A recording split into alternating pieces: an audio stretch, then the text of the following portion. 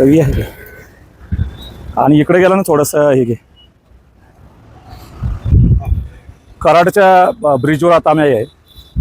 सातारा ते कुठल्या कोल्हापूरच्या पुढे कुठला आहे कागल या रस्त्यावरती राष्ट्रीय महामार्ग काम करते. आदरणीय गडकरी साहेबांनी याला 6 लेनिंगचं परमिशन दिलेली आहे आणि 2 लेनचे 2 बाजूला सर्व्हिस रोड. असा फार मोठा हा रस्ता होत असताना कराडच्या जे महत्त्वाची जे ट्रॅफिकचं कंजेशन होतं ते संगम हॉटेलच्या पुढे होतं.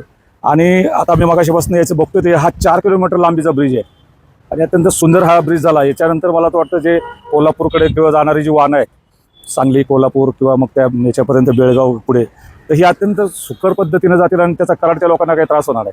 आता मी ज्याच्यावर उभे ही सुद्धा VVPची मोठी स्ट्रक्चर केलेली आहेत आणि 4-4.5 किलोमीटर जवळपास लांबीचा हा ब्रिज इकडे होतोय. खरं तर गडकरी साहेबांचे धन्यवाद मानावे तेवढे कमीच आहेत. आणि या प्रकल्पावरती आता आमच्या पुणे नाशिक महामार्गावरती जे प्रकल्प संचालक आहेत सज्जन कदम साहेब त्यांची आता इकडे नियुक्ती झाली. ते अत्यंत पॉझिटिव्ह माणूस आहे आणि ते पण या कामाला चांगली गती दिली असं वाटते. आला तरी इकडचं दाखव पहिलं चालू केलं. ये तुम्ही इकडे ये दादा. आम्ही आता कराडच्या ब्रिजवरती आहे जो सातारा कागल रस्त्यावरती हा सर्वात लांबीचा ब्रिज असावा असा. आणि ह्या ब्रिजचा इथपर्यंत जो झाला आहे हा 3.5 किलोमीटर याची लांबी भरलेली आहे आणि याच्या पुढे हा जवळपास 1 किलोमीटर पुढे आहे. आणि याच्यावरती जो ब्रिजवरती आहे या 6 लेनिंग होणार आहे आणि ब्रिजच्या खाली जे 3 लेन सर्व्हिस रोड आणि त्याच्या पलीकडचे 3 लेन सर्व्हिस रोड. आपल्या इंजिनियरनी जरा टेक्निकल माहिती सांगितली. सांगलीचा मुलगा आहे आणि DP जैन या कंपनीमध्ये तो काम करतो. मी मगाशी कदम साहेबांनाही पण मेसेज टाकला होता मला याची लांबी पाहिजे होती. साहेबांनी तो मेसेज वाचलेला दिसत नाही. हरकत नाही. आम्ही शिकायला कराडला होतो त्याच्यामुळे आम्हाला या शहराबद्दल फार आपुलकी आहे. आणि संगमच्या पुढे जो जिथं जे फार ट्रॅफिकचं कंजेशन पूर्वी व्हायचं कारण हा रस्ता इकडून हा कोल्हापूरला जातो सांगली कोल्हापूरकडे जातो आणि या बाजूचा रस्ता कराडला जातो. कराडसुद्धा एक मोठं शहर झाल्यामुळे इकडं सुद्धा ट्रॅफिकची कंजेशन फार मोठ्या प्रमाणात होतं आणि त्यामुळे जुना पूल पाडला गेला मला वाटतं ना याचा बरोबर ना. तर जुना पूल पाडून NH4 तो जुना पूल पूर्ण पाडला आणि पंकज हॉटेलपासून मला वाटतं सुरुवात होतो. 0 त्याचा पॉईंट त्याचा पंकज हॉटेल आहे आणि हा पूल झाल्यानंतर एक चांगली कनेक्टिव्हिटी या रस्त्याला मिळणार आहे. मी आदरणीय गडकरी साहेबांचं मी खरंच त्याच्याबद्दल आभार मानेल की या मोठ्या रस्त्यावरती जी त्यांची कामं सुरू आहेत तर त्या कामामध्ये हे एक मोठं काम आहे. 2 मिनिटं थांबतात.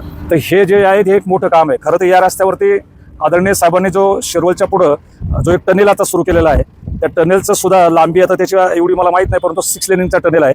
आणि जेव्हा हे ट्रॅफिक म्हणजे पुण्याकडनं येणार आहे किंवा इकडून जे पुण्याकडे जाणार आहे किंवा मुंबईकडे जाणार आहे त्या अत्यंत सुलभपणे तो घाट आपला खंबाटकी घाट वाला खंबाटकी घाट तो पूर्ण करेल. मला आजही आठवते की सुरुवातीचा जो खंबाटकी घाटाचं भूमिपूजन करायला आदरणीय गडकरी साहेब मी आणि बापड साहेब स्वर्गीय बापड साहेब आम्ही आलो होतो. त्यावेळेला त्याचं म्हणजे सुरुवातीचा जो आताचा जो टनेल आहे जो एका 1 वे केलेला आहे आणि घाटांमधून गाड्या जातात तो 1 वे आहे आणि तिकडे येणाऱ्या गाड्या 1 वे जातात. खरं तर त्याच्यामुळे सुद्धा हे जे ट्रॅफिक आहे हे अत्यंत स्पीडने खाली जाते. कारण पूर्वीच्या घाटाचे जे परिस्थिती पाहता अनेक अपघात तिथे झालेले आहे. म्हणजे मी कॉलेजला असताना इतका मोठा अपघात झाला होता की संपूर्ण बस तिथे खाली गेली होती आणि त्याच्यामुळे जवळपास 52 ते 53 माणसं एकाच वेळेला मेली होती. त्यामुळे हे सगळ्या गोष्टी आता अपघात असतील किंवा ही जी रोडची जी काय स्पीड आहे हे वाढवण्याचं काम याच्यातनं होतं आहे. DP जैन नावाचे कॉन्ट्रॅक्टर आहेत. अडानी कंपनीचं एक काम आहे आणि पांढरकर साहेब या प्रोजेक्टवरती होते आणि आता आमचे पुणे नाशिक महामार्गावरती किंवा पुण्याला जे वारजेला बसतात संजय कदम साहेब ते या प्रकल्पाचं आता काम बघतात. अत्यंत पॉझिटिव्ह माणूस आहे सकारात्मक आहे. त्यांचे गाव इकडे असल्यामुळं त्यांना या रस्त्याची त्यांना एक हे आहे ते सांगलीचे जिल्ह्यातले स्वतः त्यांचं गाव असतं. माझे मित्र रवी पाटील इंजिनियर आहे ते पण आणि आम्ही ह्या पुलाची सहज जाता जाता पाणी करावे म्हणून आलो होतो आणि एक अत्यंत चांगलं काम सुरू आहे. धन्यवाद. तू इकडे नाही जायचं तू सांग जरा माहिती किंवा तू 1 मिनटं तू हे कर तुम्ही जॉकेट हां बोलतो आता याची माहिती सांग काय. हा पॅनल आहे आधी पॅनल आणि हा A4 टाईपचा पॅनल आहे. त्याचे हे जिओ कोर आहेत. जेव्हा पॅनल इरेक्शन होतो त्यानंतर जिओ कोरमध्ये जो स्ट्रॅप लावला जातो स्ट्रॅप लावून पूर्ण मातीचा फिलिंग ह्या लेअरला भरली जातं. या लेअरला त्यावेळी इथं स्ट्रॅप लेईंग केलं जातं. त्यावेळी स्ट्रॅप मारला जातो. जिओ स्ट्रॅप म्हणजे तिथं पुढे लागलं सर. हा ये ना 2 मिनिटं. हा याला जिओ स्ट्रॅप म्हणतो. मग जिओ स्ट्रॅपची लेंथ आहे ना डिझाईननं ड्रॉइंगच्या हिशोबमध्ये दिलेली असते. जे लेंथ डिझाईननं दिले त्याच्या हिशोबानं स्ट्रॅपची डिझाईन जिओ स्ट्रॅपची लेंथ घेतली जाते आणि स्ट्रॅप मारला जातो. स्ट्रॅप मारल्या गेल्यानंतर परत ह्याच्यावर 200 mm चा आता हा स्ट्रॅप याच्या खाली कन्स्ट्रक्शन खाली जाणार हो आणि परत ह्याच्यावर फिलिंग केल्यानंतर हो इकडे त्याला काही जोडलेलं असेल झिगझॅग पद्धतीने स्ट्रॅप मारला जातो. तर जे हुक मारून असं तसं पिन मारून लॉक केलं जातं. हा, परत ते लॉक झाल्यानंतर परत त्याच्यावर माती टाकली जाते 200 mm लेअरनं. परत त्याची एफडीटी वगैरे होती, परत माती टाकली जाते, परत त्याची एफडीटी होती, परत इरेक्शनचा टाईप हे येतो. परत इरेक्शन करताना इथं 2 इपिडियम पॅड लावले जातात.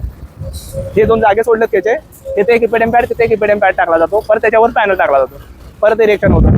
जसं ॲज पर ड्रॉइंगमध्ये डिझाईनमध्ये दिले ना त्यानुसार पूर्ण इरेक्शन केलं जातं आणि इरेक्शन पूर्ण केलं जातं. पाठी लाटणार चालू राहते. या कामावरती जे काही मुरुम फिलिंग आता सुरू आहे हे आमचे मित्र संदीप पवार हे त्याचे तांब्याचेच आहे आणि हे ते कामाचं कॉम्प्लेक्शन किंवा ते सगळं मुरुमाची जबाबदारी मला वाटते यांची आहे. आणि मी फार दिवस ह्याचा विचार करत होतो की इतकं प्रेशर असताना की हे पॅनल कसे उभे राहतात. तर आमच्या तरुण मित्रांनी जरा व्यवस्थित माहिती सांगितली आणि मलाही आज ते पहिल्यांदा बघायला मिळालं की त्याच्यामध्ये कसं ते अडकवलं जातं आणि हा बेल्ट तिकडे त्याच्यात करून नंतर त्याच्यावरती 200 mm ना किती MM तुम्ही कॉम्प्लेक्शनला 200 mm चा लेअर करून आणि त्याच्यावरती होतं. नाही तर बऱ्याच वेळा काय होतं की सॉईलच्या प्रेशरमुळं अनेक ठिकाणी आपण पाहतो की त्याचे जे याच्या वॉल असतात आपल्या रिटेनिंग वॉल त्यासुद्धा बऱ्याच वेळा हे होतात. परंतु याच्या ज्या नवीन टेक्निकने किंवा हे जे टेक्निक वापरलं जातं आहे खूप सुंदर टेक्निक आहे आणि म्हणून आज खरं तर मला हे बघायला मिळालं येतं. आणि काम आता किती दिवसात पूर्ण होईल? साधारण 1.5 महिन्यात पूर्ण म्हणजे पुढं तिथपर्यंत 1.5 महिन्यात. आणि सुरू कधी झालं होते साधारण? जानेवारी. आता ह्या जानेवारी. आणि तो जुना पूल पाडला कधी तो? जो 2-2.5 वर्ष झाला. हां.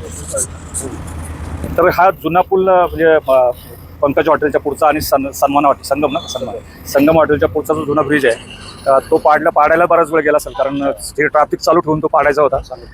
ट्रॅफिकमध्ये त्याला थोड्याशा अडचणी आल्या असतील पण या लोकांनी त्या अडचणी मात करून तो पूर्ण डिमॉलिश केला आणि त्याच्यावरती हा 3.5 किलोमीटरचा म्हणजे हा इथं जो येतो हा 3.500 वगैरे त्याचा मीटरचा आहे 3500 म्हणजे 3.5 किलोमीटरचा आणि इथून हा 1 किलोमीटर म्हणजे 4.5 किलोमीटरचा हा रस्ता 6 लेनचा होणार आहे. आणि त्यामुळं हा या रस्त्यावरती म्हणजे सातारा ते कागल या रस्त्यावरती मला वाटतं हा सगळ्यात मोठा ब्रिज असावा. कदाचित आम्ही जे पुणे ते सातारा येतो तिथं पण एवढा मोठा ब्रिज नाही इकडं. जे ब्रिज आहेत ते छोटेसे VOP किंवा अंडरपास किंवा ओव्हरपास आहेत. पण हा 4.5 किलोमीटरचा एकच मोठा आणि मला वाटतं उमरजपाशी पण एक ब्रिज झाला ना तो छोटा आहे का? हां. ते उमरज किंवा ही जी मोठी गावं लागतात याच्यामध्ये ती त्यांना पण ती क्रॉस केलेली आहेत आणि एक चांगलं काम इथं सुरू आहे. आनंद वाटला आज आमचे संजय कदम साहेबांचं पण याच्यामध्ये फार मोठं योगदान आहे आणि आदरणीय गडकरी साहेबांनी इतके मोठ्या प्रमाणावर हे पैसे उपलब्ध करून दिलेत आणि म्हणून आज या पश्चिम महाराष्ट्रासाठी हा जो रस्ता आहे पुणे ते कोल्हापूर किंवा कागल अत्यंत चांगला सुरू आहे. पाठीमागच्या भागामध्ये रिलायन्स कंपनीचं काही काम रेंगाळलेलं आहे आणि ते अजूनही चालू आहे. कदाचित ते पण थोड्या दिवसात संपेल आणि पवार साहेब तर सांगतात की आम्ही हे लवकरच संपवणार आहे. त्यामुळे तुम्हाला शुभेच्छा सगळ्यांना. मला काय बोलायचं का? थँक्यू. कराड ब्रिजच्या आता खाली आम्ही आहे. अत्यंत चांगल्या पद्धतीचा 6 लेनिंग ब्रिज पूर्ण झाला आहे. 3.5 किलोमीटर याची लांबी आहे आणि हा जवळपास पूर्णत्वास आलेला आहे. याच्यामध्ये म्हणजे डेबेवाडीच्या अलीकडे हा हे घेतला आहे. चांगलं कन्स्ट्रक्शन हे याचे जे कॉन्ट्रॅक्टर आहेत जैन नागपूरचे हे काम करत आहेत. हा जो ब्रिज आहे हा करोमध्ये किती छान दिसते बघा आणि याच्या इकडची जी बाजू आहे हा कुठला फाटा आहे? कृष्णा चॅरिटेबल आहे. डेबेवाडी फाटा या समोर कृष्णा चॅरिटेबल कॉलेज आहे म्हणजे कृष्णा म्हणजे इथलं जे हॉस्पिटल आहे त्याचं कॉलेज आहे. आला का इकडे? आलं.